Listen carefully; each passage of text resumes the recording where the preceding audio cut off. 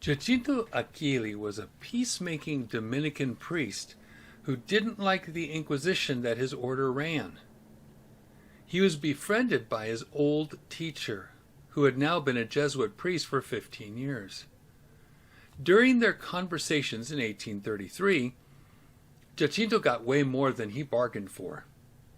Along with learning about the Jesuits' work worldwide on a general basis, and about their efforts in Italy, he also got some important hints about what the Jesuits' plans were for England. Hi, I'm David Daniels from Chick Publications. Jacinto's former instructor, now a Jesuit, wistfully spoke of where he would like to work.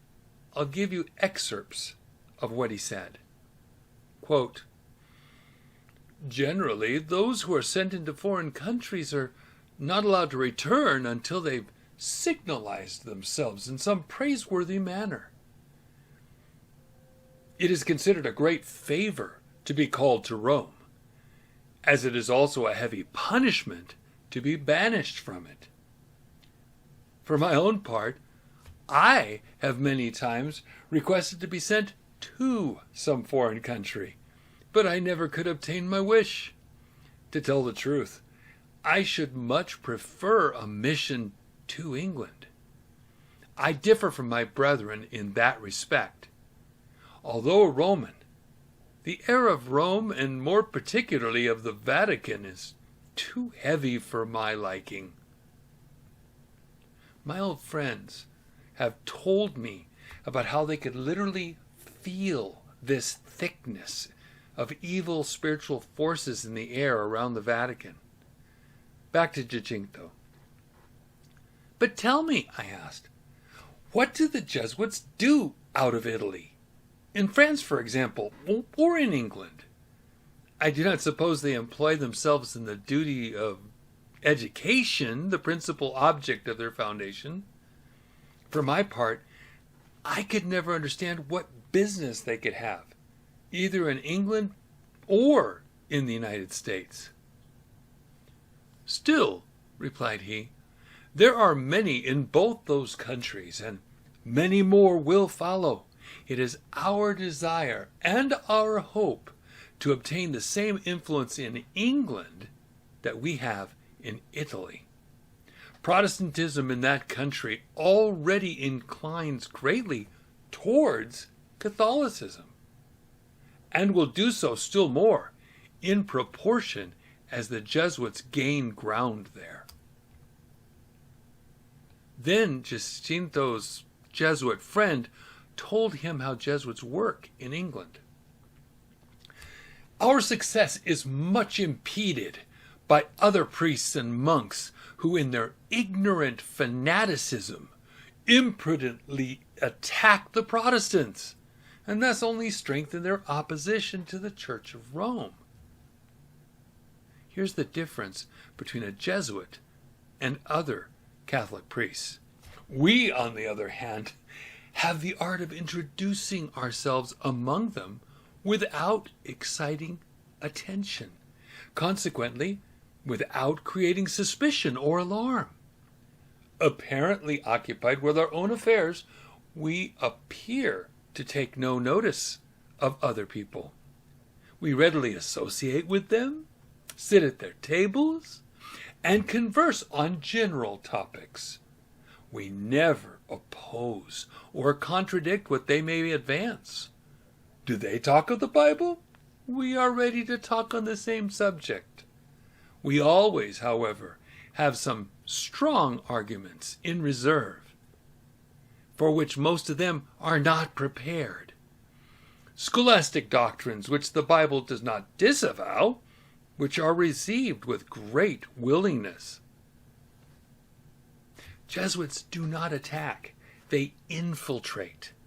They seem to agree, since they don't oppose us, yet they always have a store of arguments that take our breath away, or that sound so good, we start to question our own beliefs and find ourselves pulled in to agree with them.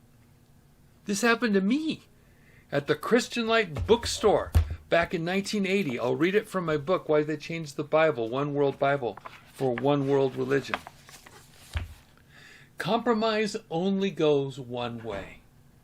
3 months after I returned to the Lord in 1980, I went to my local Christian Light bookstore that used to be in the center of town.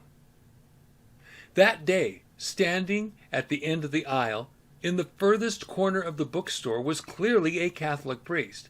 He was a young man in his traditional black outfit. I walked over to him, intrigued at his Catholicism, and began to talk with him about Christ. During the short talk, he said we must be willing to compromise on some things for fellowship between me and him. Somehow his next words carried me along like a song. I thought we were both coming to agreement on some doctrines, and all seemed sweet and rosy and agreeable. And then I walked out of the bookstore and got on my motorcycle. The bracing, cool fall air suddenly woke me up. I knew I'd been hoodwinked, but I didn't know how or why I had been so agreeable all of a sudden. I strapped on my helmet and started my bike. Lord, what just happened in there? It's the strangest feeling when you know you've been had. You feel like you've been violated, and yet nothing physical was taken. But he played on my conscience, my want for fellowship, and the false assumption that we needed to agree about anything. I directed my thoughts straight at my Heavenly Father as I started toward the setting sun down Holt Avenue. What I realized as I prayed and rode home was this: compromise with a Roman Catholic only goes one way. They never compromise. They only make you think they did while you do all the compromising. I later learned a Roman Catholic motto: Semper eadem, always the same. No matter what they look like, nothing ever changes. Back to Jacinto's Jesuit friend. Jacinto narrates. Observe now, he continued, our method of proceeding in England. We get acquainted with the Episcopalians, Anglicans, the Church of England. Our time would be lost with others, and while we praise their doctrines, we endeavor to show how near they are to our own. He then went into great detail about Anglican church beliefs and their similarities to Catholic beliefs and practices. Then he said, but it is very different with the Presbyterians, the Baptists, the Methodists, Independents, and others of a similar class. We cannot deceive them into a belief that their opinions approximate to ours. Everything regarding papacy they hold in such abhorrence that, as they express it, they would rather enter into a league with the archfiend himself than with us. How then do we proceed with them?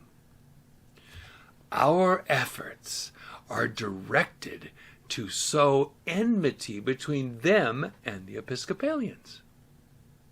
And from this we derive a double advantage. They cease to trouble themselves respecting us and endeavor to annoy their adversaries. Thus, from their mutual discord, we gain an increase of power. The plan is worthy of the Jesuits, I replied, but do you think it will succeed? Will they not ultimately become aware of your intentions? And may it not happen that all parties, Episcopalians, Presbyterians, Baptists, Dissenters, and others, may unite and direct their hostilities against yourselves? In that case, our mission would terminate, and it would no longer be possible for our church to maintain its establishments in that country. We must, to use the common phrase, shut up shop. But such a union is impossible. You might sooner expect the dog to be in friendship with a cat, the wolf and the lamb to feed together, or the fox and the goose to share the same repast, and than that these different sects should harmonize together. But this wasn't the only Jesuit to talk about casting his eyes on England. That brings me to another man who wasn't a Jesuit, yet he was counted as one.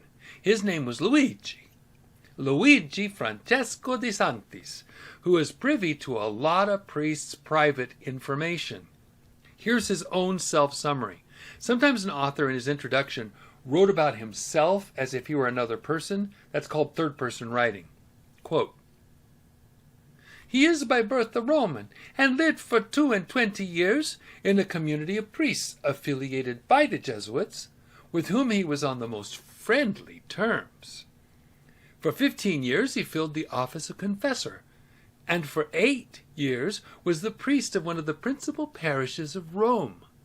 He stood high in the estimation of his ecclesiastical superiors, and was consequently entrusted with many secrets and missions of considerable delicacy." First, Luigi lived for 22 years with priests affiliated with the Jesuits. Second, he became friendly with them. Third, he listened to confessions for 15 of those years. Fourth, for 8 years, he was a priest in one of the main churches in Rome. Fifth, he was so esteemed that he was entrusted with secrets.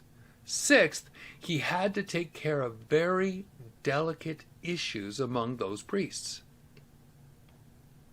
He, Luigi, was the select preacher or confessor of almost all the monasteries in Rome. As the professor of theology, the censor of the Theological Academy in the Roman University, and an associate in many other academies, he was frequently consulted. Cardinal Micara, dean of the Sacred College, and a man in universal repute, selected him as his clerical examiner. He is therefore better qualified than the vast majority to represent popery as it is. Luigi was a highly educated, sought-after, zealous Catholic. Priests, monks, and professors trusted and confided in him. He spent 3 years learning the Jesuits' exercises of St. Ignatius to grasp the deeper meaning of the Jesuit experience.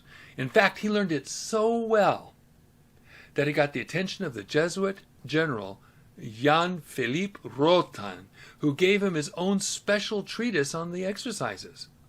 Quote, "A work which I do not reserve," said he, "for the cardinals alone, but put into your hands also, since you are truly one of us."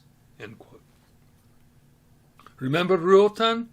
That was the same Jesuit priest that Jacopo Leone spoke to and later heard secretly when Jacopo was training to be a Jesuit back in September of 1824. 5 years later, in 1829, Rotan became the next superior general, which position he held until 1853. It's a pretty big thing when the Jesuit superior general says, "You are truly one of us." Luigi was one of the few non-Jesuits admitted to the inside world of the Society of Jesus. Luigi continued, "In explanation of his acquaintance with the Inquisition, the author may state that for 10 years he occupied the post of examiner, or theological censor, to the Holy Office. Nothing was kept secret from him. He visited the prisons frequently, received the denunciations, and other times heard the culprits' spontaneous confessions, and whole trials have been referred to his decision. What he has said of the Inquisition has been said from his own knowledge, and not on the authority of others." Luigi was talking about hearing the confessions of people who were imprisoned by the Inquisition and accused of crimes they likely didn't commit. But what was coming next was torture, so they usually confessed to just about anything. So Luigi truly saw the darker side to the Jesuits and other priests' dirty work. Such a man was Luigi Francesco de Sanctis. You couldn't fool him about what priests did in secret. You couldn't pull the wool over his eyes about how the Inquisition ran. He knew it all. And the Jesuits especially liked him, and they told him their secrets. When he finally left the Catholic religion, just like Alberto Rivera, he desperately wanted the Christians to know what really went on in the Catholic system and what was in store for them if the Catholics ever regained power. In 1852, De Sanctis published his book, Popery and Jesuitism at Rome in the 19th Century, with remarks on their influence in England in 20 letters. In short, he created fictional characters in order to tell about the historical fact. That's the same thing that Chick Publications does with the Crusader comic series. In this form, Luigi ultimately exposed the Jesuit order, showing how the Jesuit gradually became disillusioned with Jesuitism and Roman Catholicism, ultimately coming to faith in Christ. When you read his book, it looks like letters from Henri, a young Genovese Roman Catholic studying divinity in a Jesuit seminary in Rome, to his friend Eugene, a young Protestant in Geneva. With that background, listen to what Luigi revealed about the Jesuits' purpose in England through the character Henri. Despite all the persecution they, the Jesuits, have met with, they have not abandoned England, where there are a greater number of Jesuits than in Italy. That there are Jesuits in all classes of society, in Parliament, among the English clergy, among the Protestant laity, even in the higher stations. I could not comprehend how a Jesuit could be a Protestant priest, or how a Protestant priest could be a Jesuit. But my confessor silenced my scruples by telling me, Omnia munda mundis. All things are pure to the pure. And that St. Paul became as a Jew that he might save the Jews. It was no wonder, therefore, if a Jesuit should feign himself a Protestant for the conversion of the Protestants. In other words, Jesuits pretend to be Christians, like a spy among his enemies. That is not what Paul talked about. Being respectful to people in different religions was completely different from deceitfully pretending to be of a different religion. The English clergy were formerly too much attached to their articles of faith to be shaken from them, and so the Jesuits of England tried another plan. The Church of England was created based upon 39 articles of faith. The Jesuits decided they wouldn't attack them.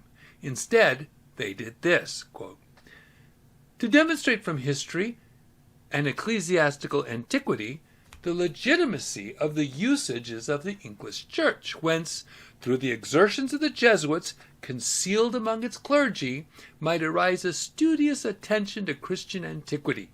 In other words, undercover Jesuits got the Anglicans to debate about the so-called Church Fathers, in trying to see if they were following historical Christianity or not. Luigi continued, this was designed to occupy the clergy in long, laborious, and abstruse investigation, and to alienate them from their Bibles. How did the Jesuits plan to turn England back to Rome? By getting the Christians so distracted about what early church writers thought and what it means that they totally forget about using and trusting their Bibles.